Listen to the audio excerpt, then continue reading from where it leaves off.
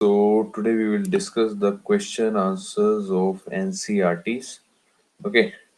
In the last class we discussed these questions like what are the important features of capitalist economy. Capitalist economy के बारे में मैंने आपको बताया था. Profit at any cost. What's the motto of capitalism?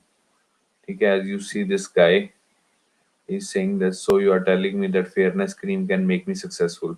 So this is how they lure you. Okay. By making you fool, by giving such type of advertisements.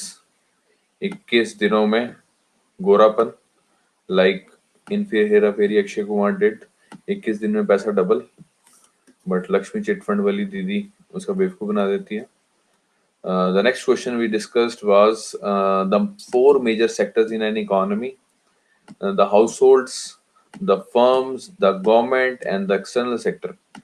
Households, as I told you, households supply the factor of production. There are four factor of production: land, labor, capital, and entrepreneur.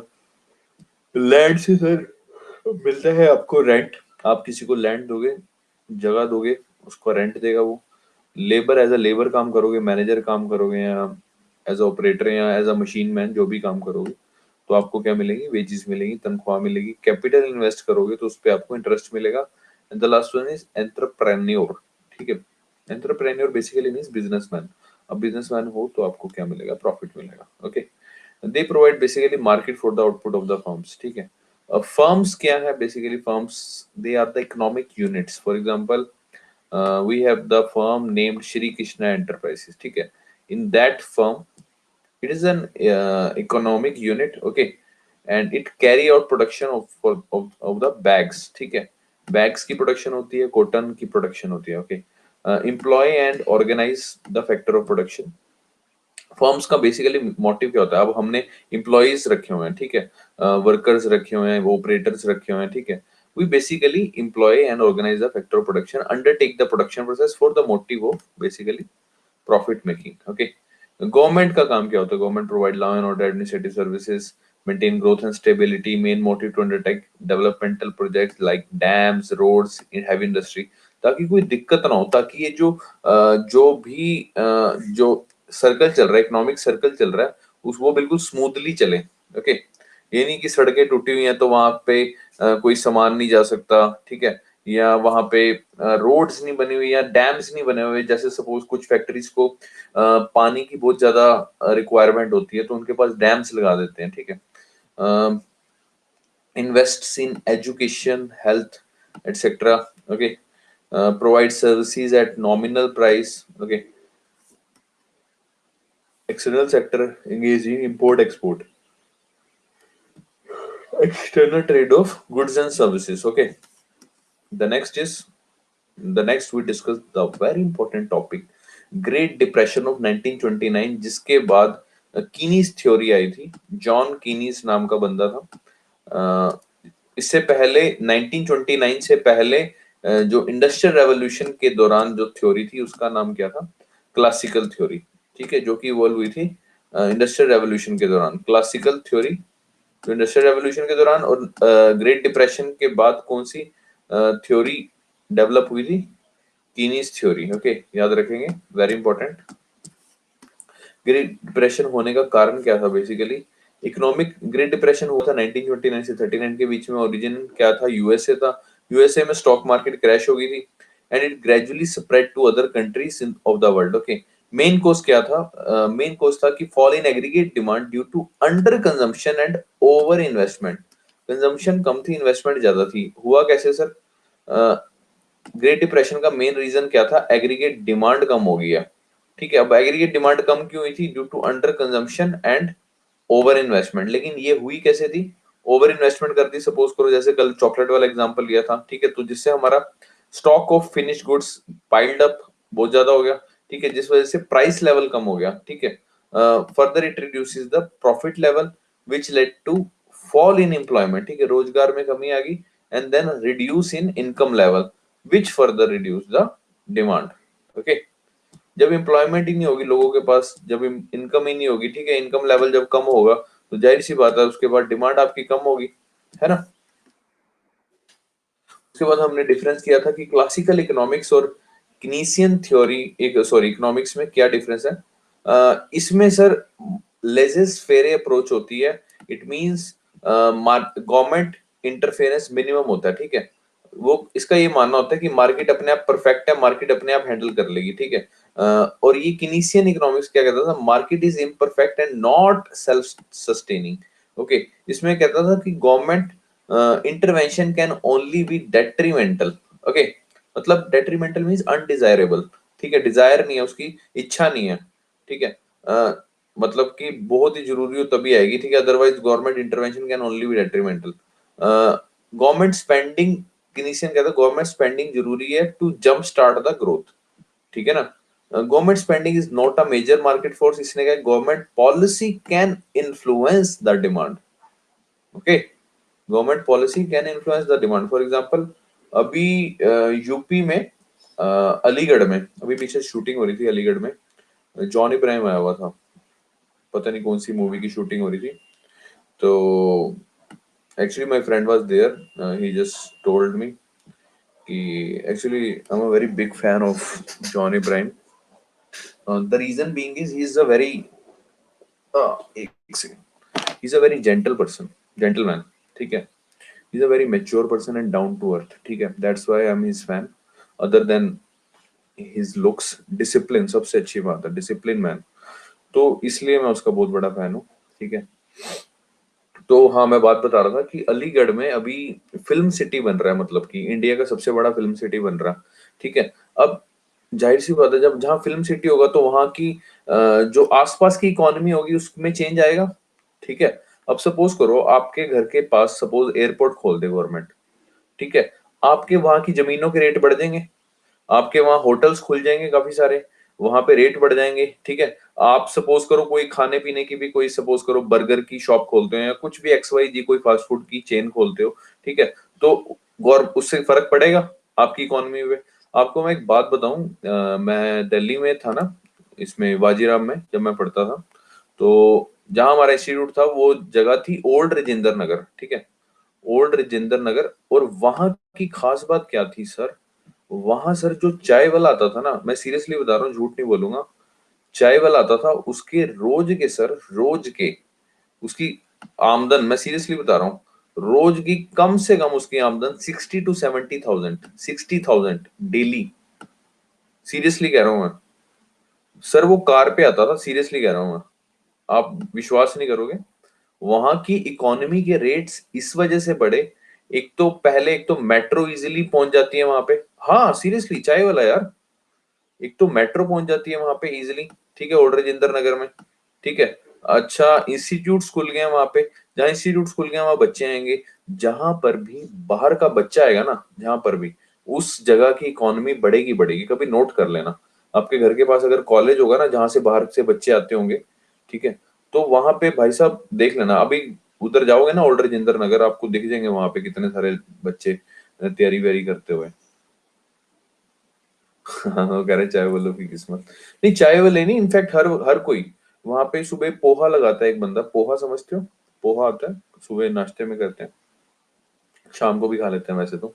Poha की वो लगाता था दुकान, उस बंदे ने daily 10 इतने बड़े बड़े कढ़ाई डेली बेचता था वो, पोहे के। हाँ, अमीरों का ब्रेकफास्ट। हाँ, ठीक है, मतलब जहां फुटफॉल होगी ना, जहां मतलब जनता बाहर से आएगी ना, या कोई भी पर्यटक स्थल होगा, पर्यटक स्थल मतलब टूरिस्ट प्लेस होगा जो भी, ठीक है, वहां की इकोनॉमी बढ़ेगी बढ़ेगी, ठीक है ना।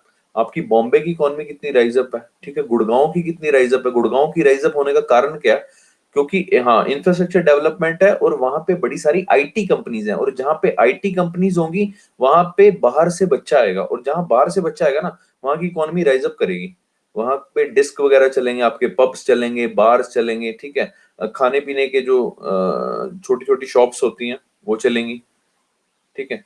तो गवर्नमेंट पॉलिसी वो कह रहा है it it can influence the demand, okay, उससे तो इन्फ्लुएंस पड़ेगा ही। हाँ, तो मैं बता रहा था कि अलीगढ़ में फिल्म सिटी बन रहा है और अभी एयरपोर्ट बन रहा है, एशिया का सबसे बड़ा एयरपोर्ट बन रहा है, एशिया का सबसे बड़ा airport.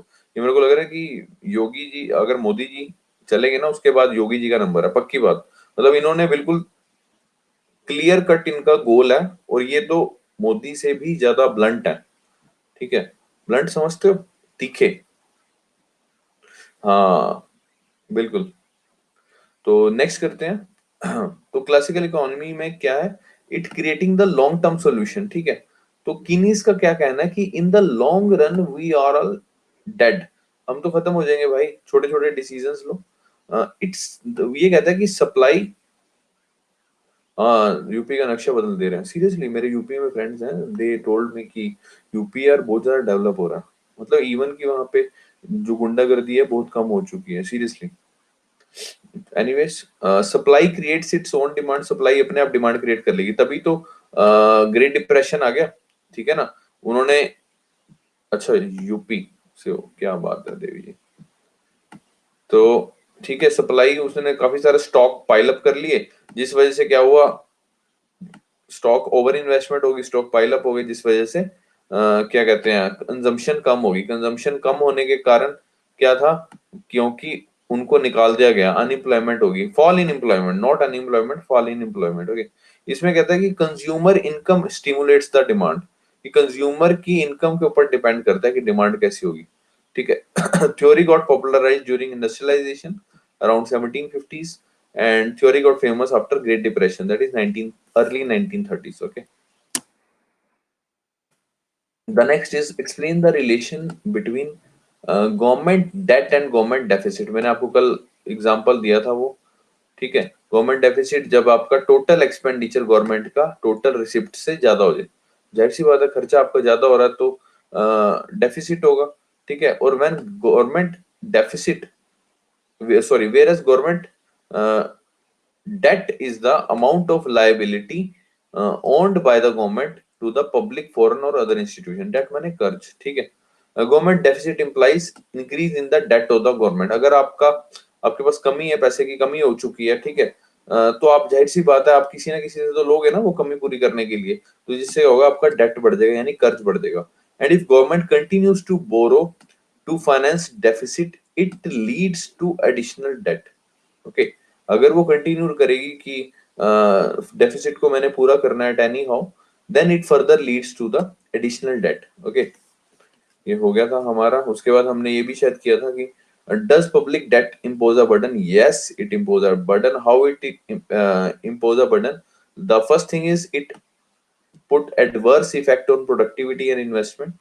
A government may may impose taxes or get money printed or repay the debt। ठीक है, this however reduces the people's ability to work, save and invest, thus hampering the development of a country। The second thing is burden on young generation, like higher government borrowings in the present lead to higher taxes levied in future in order to repay the past obligation. ठीक है, यानी कि जो पीछे जितने भी कर्ज verge लिए थे गवर्नमेंट ने, उनको चुकाने के लिए गवर्नमेंट आगे फर्दर नया टैक्स लगाएगी, जिससे जो यंग जनरेशन है उसको हर्ट होगी। ठीक है, the government imposes tax on the younger generation, lowering the consumption, saving and investment. ठीक है, hence higher public debt has negative effect on the welfare of the younger generation.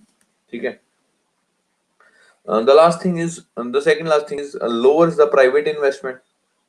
ठीक है, private investment कम हो जाएगी, क्योंकि गवर्नमेंट ने क्या किया, गवर्नमेंट ने अपना डेट रीपे करने के लिए government securities more interest rate पे बेचनी शुरू कर दी। ठीक है, जिससे कस्टमर्स ने कहा इन्वेस्टमेंट शुरू कर दी, गवर्नमेंट सिक्योरिटीज में। ठीक है, जिससे क्या हो, जब इन्वेस्टमेंट सारी इधर हो रही है तो प्राइवेट इन्वेस्टमेंट जाहिर सी बात है कम हो जाएगी, और इसी चीज को बोलते हैं सर क्या, crowding out effect. Okay, just remember this term, crowding out effect.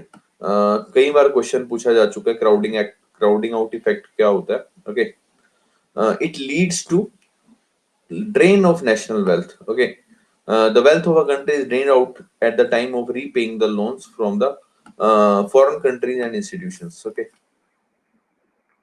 the next thing is explain why public goods must be provided by the, क्यों जरूरी है पब्लिक गुड प्रोवाइड कराए गवर्नमेंट। पहली बात तो पब्लिक गुड नॉन राइवल होता है, non excludable होता है। Non rival means consumption by one individual does not affect the consumption of another individual। non excludable means no individual can be excluded, यानी सबका साथ सबका विकास। रीजन क्या है सर, पहली बात तो पब्लिक गुड्स का जो बेनिफिट है वो इंजॉय करेगा हर बंदा। ठीक है, without affecting the consumption of other individual if there arises market failure. The second thing is if there is a link between producer and consumer, it becomes non-functional, that necessitating the government interference through public provisions. Okay, ये revenue expenditure capital expenditure हम budget करेंगे तब करेंगे। उसके बाद आया था discuss the issue of deficit reduction. Deficit reduction का मतलब क्या है सर? डेफिसिट रिडक्शन क्या होती है sir? The way of government budget deficit reduction are the following. वो कहते हैं डेफिसिट यानी जो कमी आई है, हमने एक्सपेंडिचर खर्चा ज्यादा कर दिया था, उसको कम करने के लिए हम कैसे रिडक्शन करने के लिए क्या क्या स्टेप्स ले सकते हैं। The first thing is expenditure कम करेंगे, जाहिर सी बात है। दूसरा रिवेन्यू इंक्रीज करेंगे, टैक्सेस वगैरह ज्यादा कलेक्ट करेगी गवर्नमेंट, ठीक है। Reducing expenditure means the expenditure of government should be decreased by making government activities more planned and effective. Just remember this thing, more planned and effective. अब आपने proper planning की है कि हाँ किस तरह से मेरे को कहाँ पे इन्वेस्ट करना है, ठीक है। प्रॉपर प्लान बनाया, ठीक है, प्रॉपर आर्किटेक्चर बनाया, ठीक है, स्ट्रक्चर बनाया। The government can encourage the private sector to undertake the capital projects, ठीक है। प्राइवेट सेक्टर को अंडरटेक करे को इनकरेज करेगी, ठीक है, कि ताकि आप कैपिटल प्रोजेक्ट्स को लो। दूसरा सर इंक्रीजिंग रिवेन्यू, टैक्सेस लगाएगी सर, ठीक है, imply higher income earned by the government. The second thing is new taxes apply करेगी, जैसे स्वच्छ भारत सेस वगैरह लगा देगी, ठीक है, may add to the revenues of the government, ठीक है। The last thing is the government can sell shares of PSUs, that is public sector undertaking. जो पब्लिक सेक्टर कंपनीज होती हैं, ओके, नवरत्ना, महारत्ना, मिनी रत्ना, सुनी होगी आपने, शायद सुनी है, कंपनीज के नाम सुने हैं।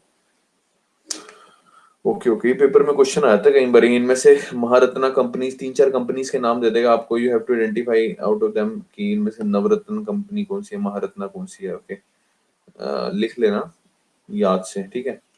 To increase its revenue. उसके बाद अच्छा एक टर्म होती है सर, इनकम मल्टीप्लायर। इसका मतलब क्या होता है सर? इनकम मल्टीप्लायर क्या होती है? Ratio of increase in income to the increase in government expenditure which financed by taxes is known as income multiplier. Income multiplier क्या होता है सर? ये फॉर्मूला लिखा हुआ है, increase in income to the increase in government expenditure which is financed by taxes, ठीक है। मतलब गवर्नमेंट ने एक्सपेंडिचर बढ़ाया, अपना खर्चा करा, ठीक है, सड़कें वड़के बनाई, जाहिर सी बात है इकोनॉमी खुलेगी, लोगों को रोजगार मिलेगा, लोगों को रोजगार मिलेगा तो लोगों की इनकम बढ़ेगी, ठीक है, और लोगों की इनकम बढ़ेगी तो लोग, जनता गवर्नमेंट को क्या देंगे? टैक्स देंगे। मतलब गवर्नमेंट की इनकम बढ़ेगी तो इसको क्या बोलेंगे? Income multiplier. Very simple term, दोबारा से देखेंगे, ratio of increase in income to the increase in government expenditure which is financed by taxes, ठीक है, इज कॉल्ड इनकम मल्टीप्लायर। और to multiply the income by raising the taxes, ठीक है। Interact मतलब circle घूम रहा है, ठीक है। गवर्नमेंट ने इधर एक्सपेंडिचर किया, सड़कें बनी, नए नए प्रोजेक्ट्स बने, लोगों को रोजगार मिला, लोगों के पास पैसा आया, लोगों के पास इनकम आई, तो लोगों ने स्पेंड करना शुरू किया, तो लोगों के ऊपर टैक्स लगा दिया गवर्नमेंट ने, तो गवर्नमेंट ने टैक्स वसूला और फिर दोबारा आगे एक्सपेंडिचर कर दिया, तो इसको कहते हैं इनकम मल्टीप्लायर, ठीक है। क्राउडिंग आउट इफेक्ट मैं अभी आपको बता चुका हूं, that reduction in private investment due to government borrowings, ठीक है, इस तरह से टर्म्स पूछ लेगा। रिडक्शन इन प्राइवेट इन्वेस्टमेंट कम होगी due to increase in government borrowing, क्योंकि गवर्नमेंट ने बहुत ज्यादा कर्ज ले रखा था, उसको चुकाने के लिए गवर्नमेंट ने अपनी पॉलिसीज वगैरह या फिर सिक्योरिटीज वगैरह बेचनी, पॉलिसीज नहीं सॉरी सिक्योरिटीज वगैरह बेचनी शुरू की, जिससे गवर्नमेंट के पास पैसा आया और लोगों ने कहा इन्वेस्टमेंट शुरू कर दी, ज्यादा गवर्नमेंट सिक्योरिटीज में, ठीक है, और लोगों के पास प्राइवेट इन्वेस्टमेंट करने के लिए कोई पैसा नहीं बचा। So this is what they all से। उसके बाद आता है sir barter system. Very simple sir, barter system, सामान के बदले सामान, ठीक है, हम लोग पहले भी शायद डिस्कस कर चुके हैं। व्हाट आर इट्स ड्रॉबैक्स, इसके क्या ड्रॉबैक्स हैं सर? पहली बात, बार्टर सिस्टम क्या होता है? To exchange goods, ancient time में होता था, okay. Barter system economy is also known as commodity economy, ठीक है, यानी कमोडिटी मींस वस्तु के बदले वस्तु, ठीक है, commodity is exchanged for commodity. Drawbacks क्या है? पहली चीज, problem of double coincidence of wants, ठीक है, आपको चीनी चाहिए, सामने वाले को सपोज करो टमाटर चाहिए, आप ये नहीं कह सकते भैया तू मेरे से चीनी ले ले मैं तेरे को टमाटर दे दूं, ठीक है, और आपको हालांकि चाहिए कुछ हो रहा है, वो आपको कुछ और चीज दे रहा है, ठीक है, इसको कहते हैं double problem of double coincidence of wants, ठीक है। दूसरी है sir lack of common unit of value. Under barter system no common unit for measuring the value of one good in terms of other goods for the purpose of exchange, ठीक है।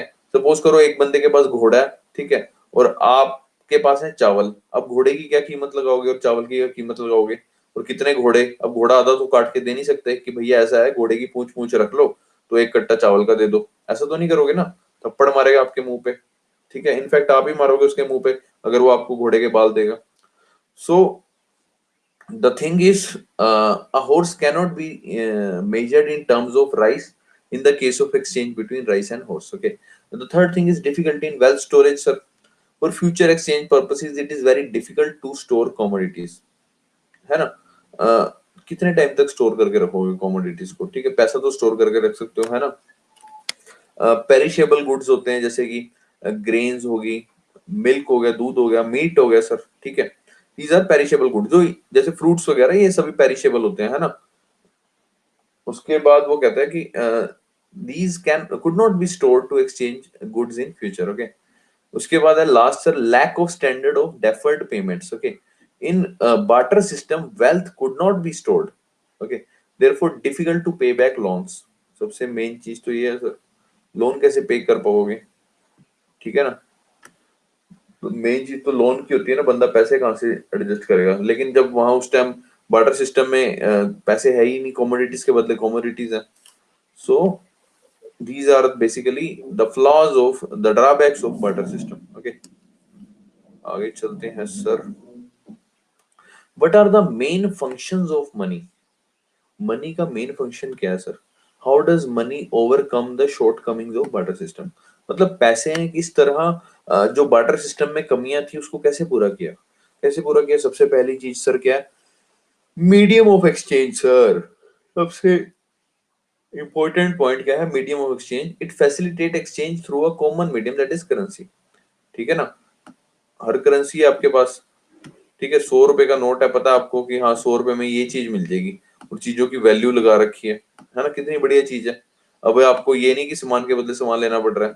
तो पहली चीज क्या, facilitates exchange through a common medium that is currency. The second thing is person can sell his goods to another for money and that person can use money to purchase goods of his choice, ठीक है ना। अपनी मर्जी का जो मर्जी खरीदना है, ठीक है। आपको लिपस्टिक खरीदनी है, बिंदी खरीदनी है, जो आपके दिल का करता है वो आप ले लो, ठीक है। ये नहीं कि टमाटर लेके जाओगे तो वहां से टिंडे मिलेंगे आपको, अगर आगे से गोभी चाहिए तो गोभी मिलेगी, okay. Just because you have a medium of exchange that is money, okay.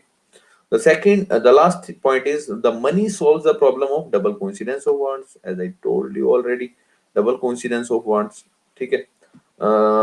और क्या sir, unit of value, value है सर उसकी, it storage of value sir, ठीक है ना। Standard of deferred payments, deferred payments का मतलब क्या होता है, एनीवन। डेफर्ड पेमेंट्स का मतलब क्या होता है, कोई बताएगा। वेरी गुड सर, जो फ्यूचर में लोन वगैरह रीपे करने हैं आपने, ठीक है ना, लोन वगैरह रीपे करने हैं, उनका स्टैंडर्ड सेट हो गया, ओके। तो ये थे sir main function of money. आगे चलते हैं। उसके बाद है sir what are the alternative definition of money supply in India. मनी सप्लाई की क्या परिभाषा है, तो ये बताएंगे सर। सबसे पहले मनी सप्लाई पढ़ लो सर, मनी सप्लाई होता क्या है। मनी सप्लाई क्या होता है, the total stock of money in circulation among the public at a particular point of time is called money supply, ठीक है। Total stock of money in circulation among the public at a particular point of time is called money supply. It needs to be noted that total stock of money is different from total supply of money. Total stock of money अलग चीज है, total supply of money अलग चीज है। Supply of money क्या होती है, supply of money is only that part of total stock of money which is held by the public at a particular time, ठीक है। The circulating money involves currency, printed notes, money in the deposit accounts and in the form of other liquid assets। दोबारा से पढ़ेंगे, money supply क्या है, total stock of a money in circulation among the public ये पैसा घूम रहा है मार्केट में, सपोज करो 500 करोड़ रुपया पैसा सर्कुलेशन में चल रहा है, ठीक है, एक पर्टिकुलर टाइम पे। सपोज करो आज 25 तारीख है, 25 तारीख को 500 करोड़ रुपया जो है वो मार्केट में सर्कुलेशन में घूम रहा है, ठीक है। और सप्लाई ऑफ मनी क्या है, ठीक है, which is held by a public at particular time, मतलब जनता के पास पैसा कितना है, ये होल्ड कितना करके रखा हुआ है, और सप्लाई में कितना है, ठीक है, दोनों में डिफरेंस है। Circulating money involves the currency, जो मनी सप्लाई कैसे होती है, करेंसी के थ्रू होती है। प्रिंटेड नोट्स होते हैं आपके पास, money in the deposit accounts, bank bank में पैसा होता है, and in the other form of other liquid assets, जैसे कि आपका गोल्ड वगैरह ये सब, गोल्ड नहीं सॉरी सिक्योरिटीज वगैरह में, है ना।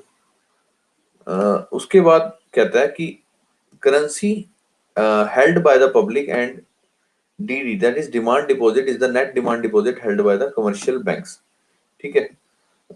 मतलब इसमें क्या क्या आ जाते हैं करेंसी में, एक तो नोट्स आ जाते हैं आपके, और एक सिक्के आ जाते हैं, ठीक है, which is held by the public, and demand draft, ठीक है, सपोज करो डिमांड डीडी समझते हो, is net demand deposit held by the commercial banks, DD समझते हो,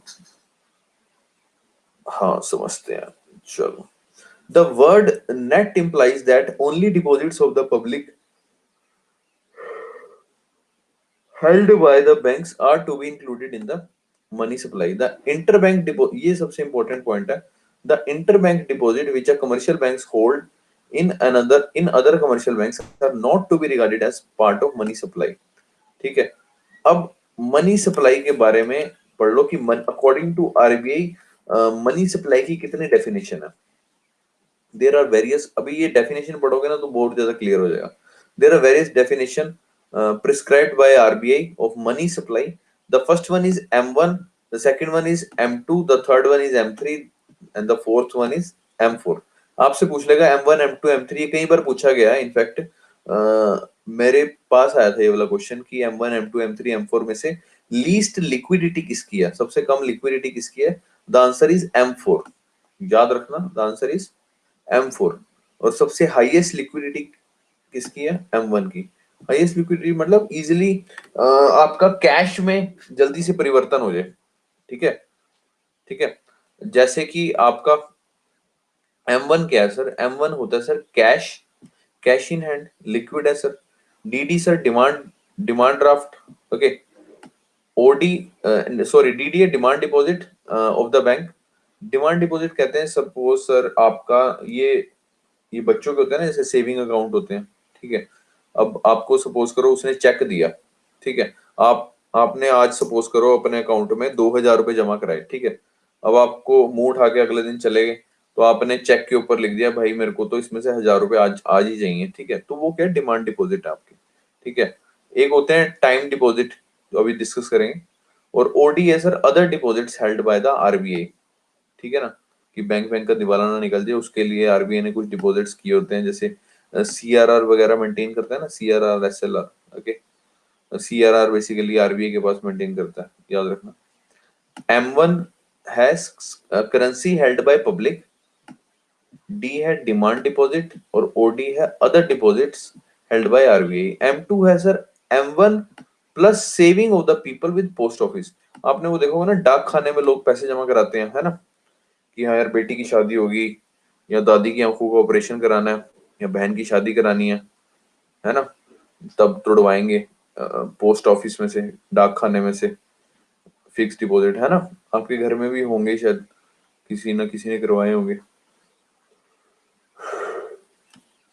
इसी तरह M3 होता है, फिर M3 होता है sir M1 plus net time deposits with commercial banks. वही टाइम डिपॉजिट जैसे जिसको फिक्स डिपॉजिट कहते हैं, कि अब 10 साल बाद आपको पैसे मिलेंगे इतने। आज आप हर रोज क्या कहते हैं, हर महीने 2-2 हजार जमा कराओगे, तो 10 साल बाद आपको 50,000 मिलेंगे या लाख रुपए मिलेगा, ऐसे कुछ टर्म्स होती हैं, ठीक है। टाइम डिपॉजिट बोलते हैं, टाइम मीन जिसमें टाइम इंटरवल होता है, लंबा टाइम होता है, ओके।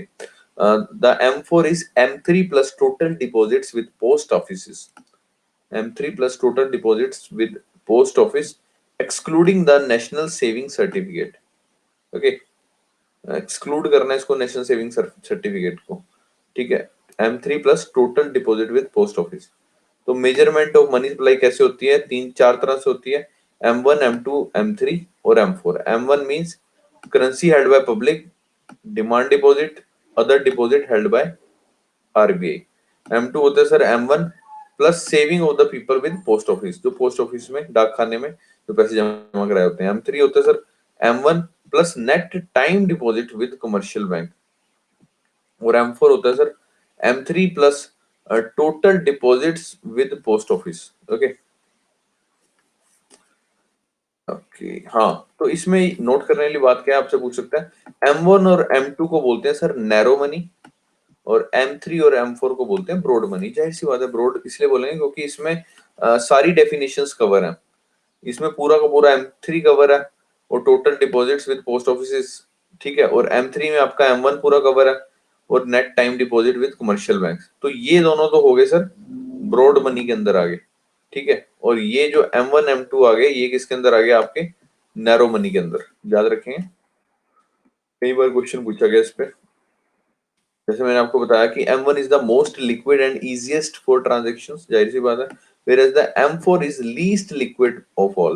मैंने बताया था कि M4 की सबसे कम लिक्विडिटी होती है और M1 की सबसे ज्यादा लिक्विडिटी होती है, ठीक है। M3 is the most commonly used measure of money supply. आपसे पूछ लेगा कि M1 M2 M3 M4 में से सबसे कॉमनली यूज कौन सा होता है, सबसे ज्यादा यूज कौन सा होता है। The answer is M3। M3 is most commonly used measure of money supply. It is also known as aggregate monetary resources. Okay, इसको एग्रीगेट मॉनेटरी रिसोर्सेज भी बोलते हैं। उसके बाद बारी आती है सर लीगल टेंडर क्या होता है और फिएट मनी क्या होती है। लीगल टेंडर क्या होता है सर, नोट होता है सर 2000 रुपए का नोट होता है, उसके ऊपर वो आरबीआई ने साइन किए होते हैं ना, मैं धारक को 2000 रुपए देने का वचन करता हूँ। ये देखो यहाँ लिखा होता है ना, यहाँ पे ये देखो, देखा कभी आपने आरबीआई गवर्नर के नीचे साइन होते हैं, मैं धारक को 2000 रुपए अदा करने का वचन देता हूँ, है ना। जब किसी भी चीज के ऊपर इस तरह से लीगली साइन हो जाए, ठीक है, तो उसको क्या बोलेंगे, लीगल मनी। Very simple. अब डेफिनेशन पढ़ेंगे इंग्लिश वर्जन। लीगल टेंडर क्या होता है बेसिकली, करेंसी नोट्स और coins issued by monetary authority of India, इधर आरबीआई और government of India, as a legal medium of payment, ठीक है। जो कि इशू करेगी मॉनेटरी अथॉरिटी ऑफ इंडिया, इधर आरबीआई इधर government of India, as a legal medium of payment. Okay, fiat money क्या होती है, फिएट मनी क्या होती है, जिस मनी की जो इंट्रिंसिक वैल्यू है, ठीक है, जो उसकी इंट्रिंसिक वैल्यू मतलब जो उसकी रियल वैल्यू है वो तो है जीरो, ठीक है, लेकिन जब गवर्नमेंट ने उसको लीगल टेंडर डिक्लेयर कर दिया ना तो वो क्या बन जाएगी, fiat money. For example sir आपका 2000 रुपए का नोट है, अब वो है तो कागज ही, वो 2000 रुपए का तो नहीं है ना, कागज वो 2000 रुपए का तो नहीं है, वो कितने का कागज होगा, मुश्किल से 1 रुपए का या 2 रुपए का कागज लगा होगा। समझे इंट्रिंसिक वैल्यू का मतलब, समझे, नहीं समझे। सर नोट होता है ना, नोट, आपका 2000 रुपए का नोट है, क्या वो क्या कहते हैं 2000 रुपए का होगा क्या, वो आप बाजार से वैसा सेम कागज लेने जाओ 2000 रुपए का मिलेगा, वो मुश्किल से 2-3 रुपए का मिलेगा, हार्डली 2-3 रुपए का। वैल्यू ऑफ, वही इंट्रिंसिक वैल्यू बोल रहा हूँ, ठीक है। तो वो कह रहा है कि the currency becomes fiat money when the government declares it to be a legal tender. जब उसको गवर्नमेंट डिक्लेयर करेगी legal tender, this is not backed by reserve but by a faith और ट्रस्ट, ठीक है ना, एक विश्वास है कि भाई गवर्नमेंट के साइन हुए हैं तो ये 2000 रुपए का वर्थ है ये कागज। समझे मेरी बात। Does not have intrinsic value, जैसा मैंने आपको बताया, that is real value is not equivalent to the face value printed on the notes और कॉइन्स। ये चीज ध्यान देने वाली है, उसकी रियल वैल्यू है वो इक्विवेलेंट नहीं है फेस वैल्यू के जो कि प्रिंट हुई पड़ी है नोट्स और कॉइन्स पे। ओके,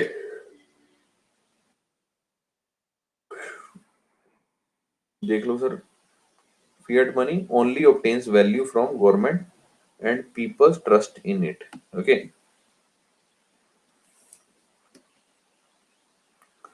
उसके बाद आती है sir high powered money. High powered money क्या होती है sir, high powered money means total liability of a monetary authority of India, also known as monetary base. कौन क्रिएट करता है, आरबीआई क्रिएट करती है, ठीक है, इंक्लूडिंग करेंसी जिसमें आपके नोट्स आ गए, कॉइन्स आ गए, डिपॉजिट विद द गवर्नमेंट और reserves of commercial banks with RBI, जैसे कि सीआरआर, गवर्नमेंट सिक्योरिटीज एटसेट्रा। इसको बोलते हैं high powered money. High powered money दोबारा से देखेंगे, एक तो करेंसी होगी सर आपकी, नोट और सिक्के आ गए इसमें, डिपॉजिट जो गवर्नमेंट ने डिपॉजिट करा रखा है, और लास्ट है sir reserves of commercial bank with RBI. Okay, इसको हाई पावर्ड मनी बोलते हैं। और ये लाइबिलिटी होती है, लाइबिलिटी माने तो बोले तो देनदारी होती है, किसकी? आरबीआई की देनदारी होती है, आरबीआई ने देने होते हैं भैया ये करेंसी, आरबीआई घर थोड़ी ले जाएगी करेंसी, ठीक है। और deposits with the government, government के पास जो डिपॉजिट रखे होते हैं और रिजर्व्स जो रखे होते हैं कमर्शियल बैंक्स की, ये देनदारी होती है, जिसको हाई पावर्ड मनी बोलते हैं। ये भी कई बार क्वेश्चन आया हुआ है प्रीलिम्स में। उसके बाद है sir what are the four factor of production and what are the remuneration to each of these card. इसका मतलब क्या है सर, वो पूछ रहा है कि फोर फैक्टर ऑफ प्रोडक्शन का। जैसे कि आपको मैंने पहले बताया था, four factor of production land, labour, capital, entrepreneur, ठीक है। ये सारे क्या है? फैक्टर ऑफ प्रोडक्शन है, और इनसे आपको क्या मिलेगी? फैक्टर पेमेंट मिलेगी, ठीक है। फैक्टर पेमेंट और you can say factor income मिलेगी। लैंड से आपको मिलेगा रेंट, लेबर से वेज, कैपिटल से इंटरेस्ट, और एंटरप्रेन्योर को प्रॉफिट मिलेगा, ठीक है। लैंड क्या डिनोट करती है? Land denote the natural resources, जैसे कि air, water, soil, etc. Payment paid by firms to acquire these services known as rent. Very simple sir. Land क्या है? एक नेचुरल रिसोर्स है, ठीक है ना। तो जो फर्म जो है वो पेमेंट देगी किसको? उसकी लैंड को एक्वायर करने के लिए, ठीक है ना। लीज पे लेगी या किराए पे लेगी तो उसको क्या बोलेंगे? रेंट बोलेंगे। Very simple. दूसरा सर लेबर, फिजिकल और mental effort required to do a work, ठीक है। एग्जांपल इंजीनियर, मैनेजर, वर्कर, आप जो भी पोस्ट पे एम्प्लॉय होते हो, लगते हो, ठीक है। Payment made to the labour in exchange of his और her services is known as wage, ठीक है। उसके बदले में जो पेमेंट दी गई लेबर को in the exchange of his और her services known as veg, उसको तनख्वाह बोलेंगे। उसके बाद है capital sir, monetary investment sir, physical और टेंजिबल इन्वेस्टमेंट, लाइक मशीनरी ले ली, पूंजी है ना, इन्वेस्ट करनी है हमने, बिल्डिंग्स ले ली या टेक्नोलॉजी ले ली और टूल्स ले लिए which assists in the production process, okay, and payment received in exchange of these services is known as interest, just remember this term. उसके बाद है सर एंटरप्रेन्योर क्या है? इंडिविजुअल, जैसे मैं एंटरप्रेन्योर हूँ, okay. Individual who undertake risk to organise the production process, कि पता नहीं अभी ये माल बिकेगा नहीं बिकेगा, मेरे वो मेरा रिस्क है, ओके। तो that individual who undertake risk to organize production process, risk takers and often are the innovators of new techniques, okay. They receive profit in exchange of their entrepreneurship, याद रखेंगे सर।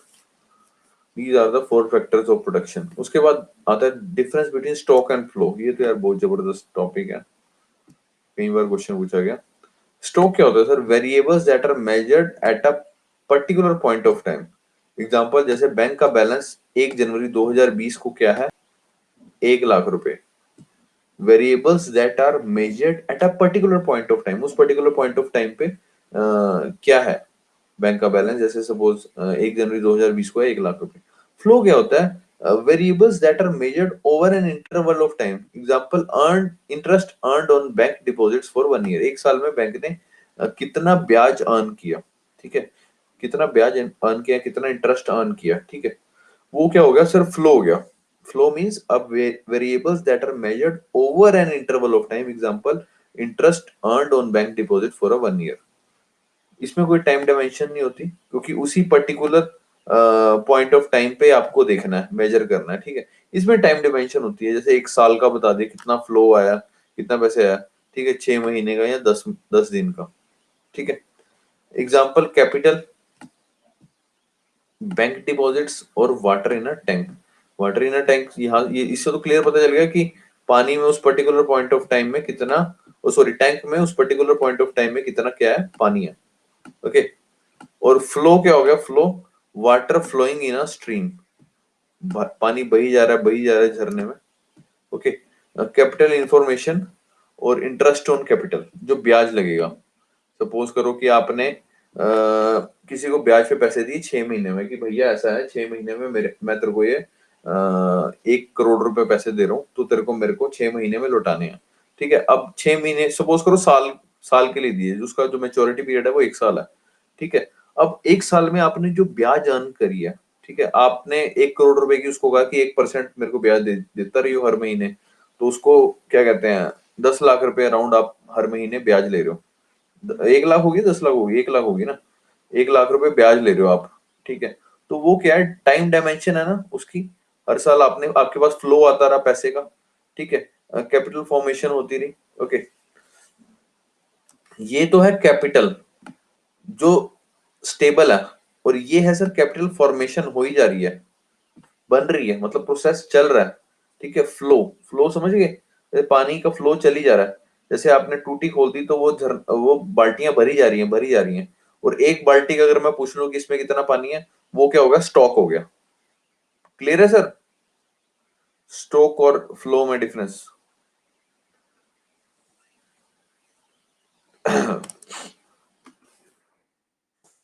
उसके बाद आगे चलते हैं sir, what is inventory. Inventory क्या होती है sir, basically stock of unsold goods, finished और semi finished, which a firm carry forward from one year to another year. ठीक है, बहुत सिंपल चीज है इन्वेंट्री क्या होती है। सपोज करो कि मैंने बैग बनवाने के लिए सपोज कपड़ा मंगवाया, ठीक है, बहुत सारा कपड़ा मंगवा लिया मैंने, 1 टन के आसपास कपड़ा मंगवा लिया, ठीक है। अब 1 साल में मान लो मेरा वो कपड़ा यूज हुआ सिर्फ 500 किलो, 1 टन में 1000 किलो होते हैं, ठीक है। एक सपोज करो 500 किलो सिर्फ यूज हुआ 1 साल में, तो बाकी बचा कितना, 500 किलो बचा। वो 500 किलो जो बचा है वो मैं अगले साल की प्रोडक्शन में इस्तेमाल करूंगा। तो ये 500 किलो जो अनसोल्ड गुड है, ठीक है, फिनिश्ड हो चाहे सेमी फिनिश्ड हो, वो मैं अगले साल दोबारा यूज करूंगा। इसको क्या बोलते हैं, inventory. Inventory accumulation can be planned और अनप्लान्ड। ये प्लानिंग भी हो सकती है, अनप्लान्ड भी हो सकती है। प्लान किस केस में होगी, सपोज करो आपको पहले ही पता है कि हाँ यार, इस फैब्रिक के तो ना अगले साल ना रेट बढ़ जाएंगे, तो अभी मैं ना स्टॉक इकट्ठा कर लेता हूँ। तो so inventory accumulation can be planned. Unplanned कैसे, सपोज करो आपने सोचा तो था कि भाई 1000 माल की खपत हो जाएगी, लेकिन 500 किलो की हुई, 500 किलो आपका बच गया, तो वो क्या हो गया, अनप्लान्ड हो गया। आपने प्लान तो नहीं किया था ना ऐसे कि बचाऊंगा मैं। और प्लान कब हो गया, जब आपने सोचा कि इसका फर्दर प्राइस ना राइज अप हो जाए, इन्फ्लेशन ना आ जाए, ठीक है, मार्केट में इसका प्राइस ना राइज अप हो जाए, तो इसलिए मैं इसको क्यूमुलेट कर लेता हूँ, ठीक है, संग्रहित कर लेता हूँ। ओके, समझ आया, what is inventory. Stock of unsold goods, finish और semi finish, which a firm carries forward from one year to another year. Inventory accumulation क्या होती है, इट कैन बी प्लान्ड और अनप्लान्ड। ओके, उसके बाद आता है सर बजट डेफिसिट। वैसे तो यहाँ पे बड़ा वेग उसमें लिखा हुआ है, फॉर्म में काफी छोटी डेफिनेशन लिखी हुई है। आपको अगर पूरा विस्तार पूर्वक चाहिए तो हम लोग ना बजट करेंगे। मैं मे बी नेक्स्ट क्लास में बजट उठाऊंगा, ठीक है, उसमें बजट का कैसे शुरुआत होती है, कैसे बजट पास होता है, ठीक है, क्या क्या चीजें होती हैं उसमें, क्या क्या चीजें। आपको टॉपिक तो नहीं हुआ ना बजट का, कि हो गया, बजट तो नहीं कराया ना आपको, नहीं कराया ना, हाँ बजट कराएंगे आपको सर, बजट कराएंगे, बजट, ठीक है, बहुत ही जबरदस्त तरीके से, आपको जिंदगी में भूलेगा नहीं कभी। तो वैसे देख लो, चलो यहाँ पे बजट डेफिसिट क्या होता है, जाहिर सी बात है जब गवर्नमेंट का एक्सपेंडिचर ज्यादा हो जाए गवर्नमेंट रिसिप्ट से। सिंपल सी बात है सर, आपने बजट बनाया अपने घर के लिए कि मेरा तो भैया 10,000 रुपए का बजट है, ठीक है, लेकिन खर्चा आपका कितना हो गया, 15,000 रुपए। यानी कि आपका जो एक्सपेंडिचर है, यानी आपका जो एक्सपेंडिचर है वो ज्यादा हो गया, किससे, रिसिप्ट से। आपके पास पैसे कितने आने थे, 10,000 रुपए, याद रखना। इसको कहते हैं बजट डेफिसिट। बजट में डेफिसिट आ जाए, कमी आ जाए। Trade deficit sir, excess of import, जब आपके सर इंपोर्ट ज्यादा हो जाए और एक्सपोर्ट आपके कम हो, बाहर चीजें ज्यादा, बाहर से चीजें ज्यादा मंगवा रहे हो और बाहर मतलब बाहर कम बेच रहे हो, ठीक है, तो उसको क्या बोलेंगे, ट्रेड डेफिसिट। ट्रेड बहुत ही सिंपल है सर, इंपोर्ट जब आपका ज्यादा हो जाएगा एक्सपोर्ट से। ओके, उसके बाद है sir limitations of using GDP as an index of welfare of a country. GDP use करने की लिमिटेशंस क्या है sir, as a index of welfare of country. अभी जैसे आपको पता होगा कि हमारा जीडीपी बहुत ज्यादा कम हो चुका है, तो जीडीपी के उसके ऊपर ही लगाते हैं ना कि हम, कि भाई देश तरक्की कर रहा है या नहीं, उसका वेलफेयर हो रहा है कि नहीं, ठीक है, 6% है या 7% है या कितने परसेंट है, ठीक है, उस पर डिपेंड करता है। कहते हैं कि अगर बहुत नीचे हो गया तो इससे पता चल रहा है भाई देश तरक्की नहीं कर रहा। तो नॉन मॉनेटरी एक्सचेंजेस, पहली बात तो लिमिटेशन क्या है, non monetary exchange. GDP measures goods and services produce in an economy during a particular period of time, does not take into account those transaction that do not come under monetary terms. ठीक है, GDP वो चीजें calculate नहीं करता जो monetary terms में नहीं है ट्रांजैक्शन, सबसे पहली चीज। दूसरा sir inflation, sir GDP does not take into account level of prices in a country, because of inflation cost of living increases leading to reduce in standard of living. वो कहता है इन्फ्लेशन के दौरान GDP ये नहीं check करता कि level of price कितना राइज हुआ, क्योंकि इन्फ्लेशन की वजह से कॉस्ट ऑफ लिविंग बढ़ जाती है, मतलब जो रोजमर्रा की जिंदगी में आपने खर्चा करना है वो बढ़ जाता है, which led to further decrease in the standard of living. Externalities जैसे कि increase in national income associated with the increase level of pollution, accidents, disaster and depletion of natural resources etcetera, these factors affect the human health and lead to ecological degradation, and GDP fails to consider the cost or valuations of such factor। Externalities का मतलब क्या हुआ sir, जब हमारी national income बढ़ जाती है and if it is associated with increase level of pollution, accident, disaster भी हो रहे हैं साथ के साथ, एंड डिप्लीट भी हो रहे हैं हमारे नेचुरल रिसोर्स। एक तरफ तो आपकी नेशनल इनकम बढ़ रही है, लेकिन इधर से पोल्यूशन भी आप अपने देश में फैलाई जा रहे हो, एक्सीडेंट भी हो रहे हैं, डिजास्टर भी हो रहे हैं, डिप्लीशन हो रही है सर नेचुरल रिसोर्सेज की, ठीक है। These factor affect the human health also and lead to ecological degradation. So GDP fail to consider the cost और वैल्यूएशन ऑफ सच फैक्टर। मतलब जीडीपी में थोड़ी आएगा कि भैया एक तरफ तो आपने ठीक है आपके यहाँ पे 100 कारें बन रही हैं दिन में या 500 कारें बन रही हैं, ठीक है, लेकिन एट द सेम टाइम आप इन्वायरमेंट को कितना नुकसान पहुंचा रहे हो, ठीक है ना। आपके यहाँ पे सपोज करो पेपर मिल लगी हुई है या थर्मल पावर प्लांट लगा हुआ है, बिजली उत्पादन कर रहे हो आप, ठीक है, लेकिन एट द सेम टाइम आप पॉल्यूशन कितना फैला रहे हो। ओके, तीस चौथा है सर, और हाँ चौथा है sir income pattern. GDP disregards income distribution pattern. Increase in aggregate national income may be result of increase in income of few individuals. Thus, this may lead to the fake or false interpretation of the social welfare। दोबारा से देखेंगे income pattern पे कैसे depend करती है। GDP disregards the income distribution pattern. Increase in aggregate national income may be result of increase in income of a few individual. जैसा कि आपको मैंने शायद कल भी बताया था कि दुनिया में सर 90% लोग जो है ना, 90% लोग के पास कम पैसा है। जो मैक्सिमम दुनिया की जो 50% से ज्यादा जो पैसा है ना, वो दुनिया के सिर्फ 10% लोगों के ऊपर है, 10% लोगों के पास है। तो जीडीपी में ये थोड़ी पता चलता है कि सारों सबका साथ सबका विकास हो रहा है या सिर्फ कुछ ही लोगों का विकास हो रहा है, ठीक है ना। तो GDP disregards the income distribution pattern.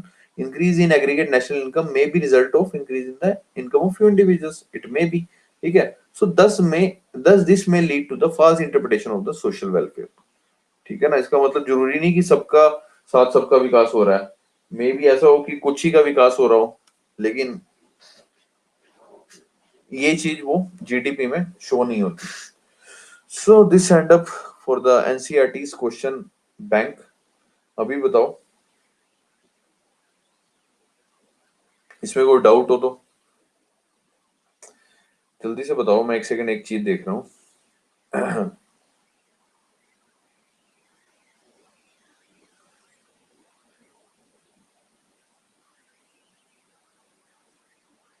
जल्दी जल्दी जल्दी जल्दी जल्दी जल्दी जल्दी बताओ।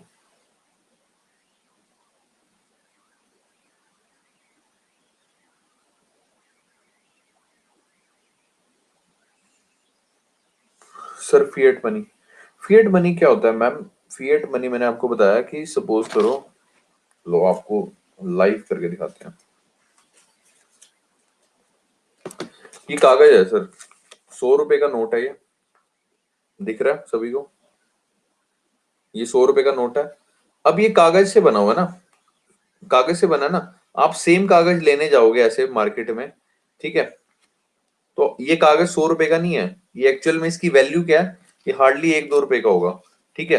लेकिन जब गवर्नमेंट ने इसके ऊपर साइन कर दिए, ये देखो सर, आरबीआई गवर्नर ने नीचे जब साइन कर दिया, यहाँ साइन कर दिया है ना, यहाँ पे साइन कर दिए, तो ये क्या बन गई, फिएट मनी बन गई। समझे? फिएट मनी क्या होती है सर, जिसकी इंट्रिंसिक वैल्यू नहीं होती, लेकिन जब गवर्नमेंट साइन कर दे, जब उसको लीगलाइज कर दे, तो वो फिएट मनी हो जाती है। मनप्रीत कौर पूछ रही है वाई। मनप्रीत जी क्या पूछ रही है, वाई? वाई क्या? हाँ, नकली नोट है ना। अब नकली नोट को नकली क्यों कहते हैं? क्योंकि उसके ऊपर लीगली साइन नहीं है, गवर्नमेंट के साइन नहीं है। उसके ऊपर क्या लिखा होता है? चिल्ड्रंस बैंक, है ना, ऐसे लिखा होता है। देखे वो चूरन वाले, चिल्ड्रंस बैंक लिखा होता है। फेस वैल्यू तभी बनेगी ना जब उसको लीगली साइन करेंगे। ठीक है ना, समझे मेरी बात?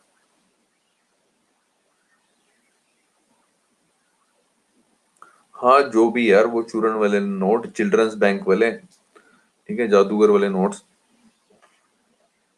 हमारे, हम लोग दिल्ली में होते थे तो ठीक है, रूम पे होते थे तो क्या करते थे कि भाई हमारे ना रूम के सामने एक दुकान होती थी उसकी, यही इसकी स्टेशनरी की शॉप होती थी जिसपे बुक्स वगैरह मिलती हैं। तो उसने ना दुकान पे रखे होते थे ऐसे नकली नोट, और वो 500 का नोट ऐसा लगता था, मतलब वाकई में असली लगता था। तो मैं तो उसके खरीद ली एक बार ना, इतनी मोटी गट्ठी खरीद ली। तो मैं ऐसे ही ना जाके ना वहां रख दिए, अपना टेबल होता है स्टडी टेबल, उस पे ऐसे लगा के रख दी। तो मेरा रूममेट आया, अरे भैया क्या बात है, बहुत पैसे आ रहे हैं। मैं कहा, बस क्या करें यार। तो ना मैं ना वॉलेट में ना डाल के रखता था। तो कोई बंदा कहे ना कि भाई, जिसको यार बाहर से ये थोड़ी सोचेगा कि वो अब इसके पास असली है नकली है। बंदा तो यही सोचेगा ना असली होंगे, है कि नहीं? तो रख, जिससे क्या होता है ना, पर्स भी भरा भरा लगता था, तो अपने अंदर भी खुशी सी महसूस होती थी, हाँ यार सही है, अभी मजेदार जिंदगी चल रही है। मतलब अपने आप को ही धोखा देने वाली बात है हालांकि, बट स्टिल उसका भी फन है। वो कहते हैं ना कि यार, अगर आपको क्या कहते हैं जवान रहना है, तो शौक जिंदा रखो, अंदर का ना बचपना मत मारो। ठीक है, हर इंसान के अंदर बचपना होता है, बट वो डिपेंड करता है कि वो इंसान का उसको बचपने को वो कैरी ऑन कर रहा है कि नहीं। हर एक के अंदर होता है, कोई दिखाता है कोई नहीं दिखाता। मेरा तो ये मानना है कि अगर आपका बचपना, आपका वो नोटीपन, आपका वो शरारती वाला वो है ना, आपके अंदर वो स्पार्क है ना, तो वो करो यार, तभी तुम खुश रह पाओगे। अदरवाइज ना, लाइफ में इतनी टेंशन है, इतने स्ट्रगल हैं, इतने ज्यादा लोग आपको बुली करेंगे, आपका मजाक उड़ाएंगे। ठीक है, अगर आप लोग नॉटी नहीं हो ना, मतलब जैसे बच्चे होते हैं ना, चल यार किसी ने कुछ कह दिया, चल छोड़ यार कोई नहीं, मैं आगे चलता हूँ, तो वो वाला एटीट्यूड जब तक नहीं होगा ना, तब तक सर दिक्कत होएगी। जिस दिन वो एटीट्यूड आ गया ना, तो आपको दिक्कत नहीं आनी। आपको होगा कि अरे यार क्या, चल हटा सावन की घटा, बत्ती बुझा, है ना। वो कह रही है जो कहता है वो वही होता है। सही बात, सही बात, हम बचपन में ऐसे ही बोलते थे। क्या बात है, क्या बात है। सो द थिंग इज कि टेंशन ही लेनी यार, इंजॉय करो लाइफ। एक बार मिली है, पता नहीं दोबारा मिलनी है नहीं मिलनी, किसी को कुछ नहीं पता मरने के बाद क्या होता है। एटलीस्ट जीने में क्या होता है वो तो एटलीस्ट पता है ना, कि आप क्या क्या चीजें इंजॉय कर सकते हो। जो इंजॉय कर सकते हो ना, करो, जी भर के करो। ठीक है, जिस चीज का दिल करता है वो करो। पढ़ाई का दिल करता है, जी भर के पढ़ाई करो। जब पढ़ाई से थक गए, जी भर के एंजॉय करो। ठीक है, जब वो चीज कर ली, क्योंकि ना ओशो आपने नाम सुना होगा शायद, तो वो कहते हैं कि ना जो चीज का आपका सपोज मन लग रहा है, सपोज आप पढ़ाई कर रहे हो, अब एकदम से क्या हुआ कि आपको लगा कि अरे यार वो मिर्जापुर का ना लास्ट एपिसोड रह गया, तो पहले मिर्जापुर का लास्ट एपिसोड खत्म करो, होगी तसल्ली। अब आ जाओ दोबारा पढ़ाई पे। ठीक है, और बचपना वाली हरकतें करते रहा करो, इससे ना मजा आता है। अभी ना पीछे नानी को फोन किया, मेरे मेरे मामा जी ओमान रहते हैं, ओमान। तो पीछे की बात है, आई थिंक लॉकडाउन से भी पहले की बात है, लास्ट टू लास्ट ईयर की बात है शायद। हाँ, तो ना उस टाइम ना ये वार वगैरह चल रही थी, सिविल वॉर चल रही थी वहां पे ना, ओमान में, यमन में ना वॉर चल रही थी। तो मामा जी ने जैसे कॉल करके बताया था नानी को कि ऐसे ऐसे वॉर चल रही है। तो आई जस्ट कॉल्ड माई नानी। तो मैंने कहा कि ऐसे ऐसे नानी, क्या कहते हैं, ऐसे नहीं बोला, मैंने कहा कि हेलो, मैं यहाँ से ओमान गवर्नमेंट से बोल रहा हूँ। मेरी नानी कहती हाँ जी बोलिए जी। मैंने कहा ऐसा है, आपका बेटा यहाँ पे हथियारों की तस्करी करता हुआ पकड़ा गया भाई। नानी ने फोन काट दिया। दोबारा फोन किया, फिर दोबारा। मैंने कहा आपने फोन कैसे काट दिया मेरा? नानी कहती हाँ जी भाई साहब बोलिए क्या बात होगी। कहते मेरा बच्चा तो ऐसा है ही नहीं। मैंने कहा बच्चा ऐसा कैसे नहीं है? मैं कहा शक्ल से शरीफ लगता है, एक नंबर का तेज है ये, यहाँ पे हथियारों की तस्करी करता हुआ पकड़ा गया। नानी भाई कांप गई, सीरियसली कांप गई। इतने में ना मामी जी को फोन दिया। मामी जी इधर ही रहते हैं, मामा जी बाहर गए हुए थे ओमान में। तो मामी जी कहते हैं हाँ जी कहाँ से बोल रहे हो जी? मैं क्या आपके हस्बैंड ऐसे ऐसे पकड़े गए, आप बताओ क्या करना है। यहाँ तो भेजो 1 करोड़ रुपया, या इंडियन गवर्नमेंट इंडियन एम्बेसी में जाओ, वहां पे बात करवाओ किसी से, अदरवाइज हम तो इनको जेल में डाल रहे हैं।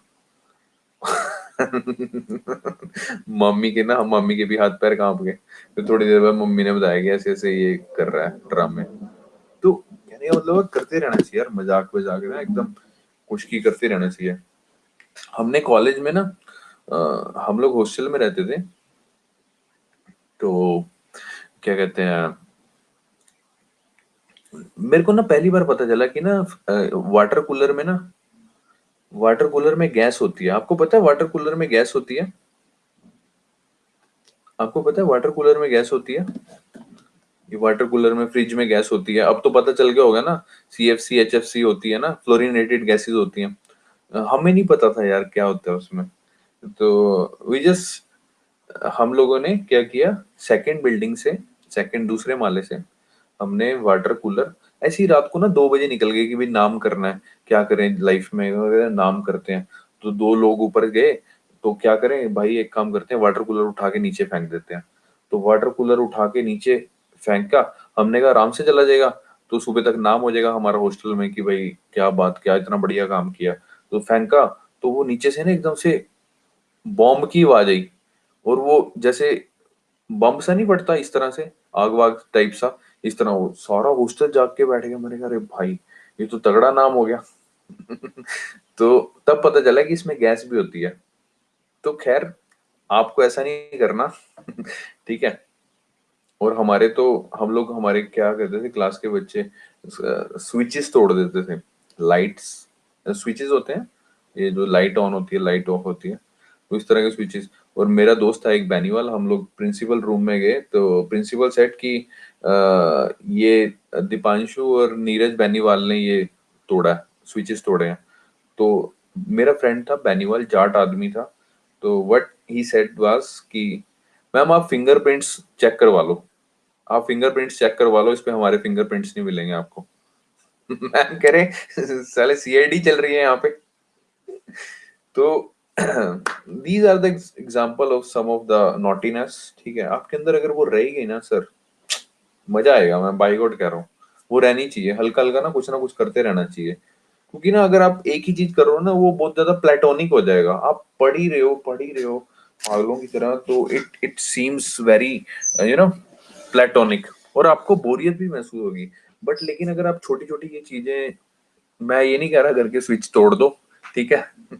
मतलब जो भी अपने लेवल पे जो भी करना चाहते हो, you will do, and just enjoy, जो जिस चीज में भी आपको मजा मिलता है, जिसमें मजा मिलता है, ठीक है। हाँ, तो हमारा ये खत्म हो गया सर इकोनॉमिक्स का। मेरे को ना यार ज्योग्राफी के ना, मैं एनसीईआरटी मैंने बनाई हुई है, उसमें अपना नोट्स बनाए हुए हैं। 6 से लेके 12th तक की एनसीईआरटी के नोट्स बनाए हैं। मैं ढूंढ रहा था, मुझे मिले नहीं, but I will make sure कि शायद मैं आराम से ढूंढ लूं आज दोबारा, होंगे तो इधर ही। ठीक है, तो उसके बाद हम लोग ज्योग्राफी का मतलब वहीं दोबारा से महासंग्राम वाली क्लास चलेगी, 2 घंटे की राउंड। तो एक दिन में एक क्लास हम खत्म कर देंगे। I make sure this thing, पक्का। तो और बताओ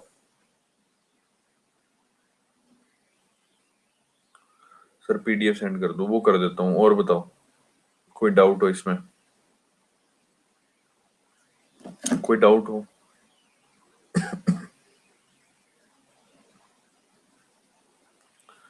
इसमें कोई डाउट है कि आगे चलें?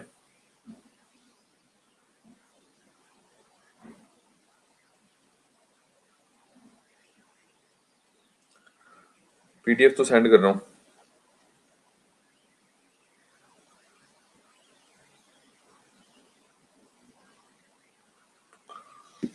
PDF अभी सेंड कर देता हूँ मैं ग्रुप में ना।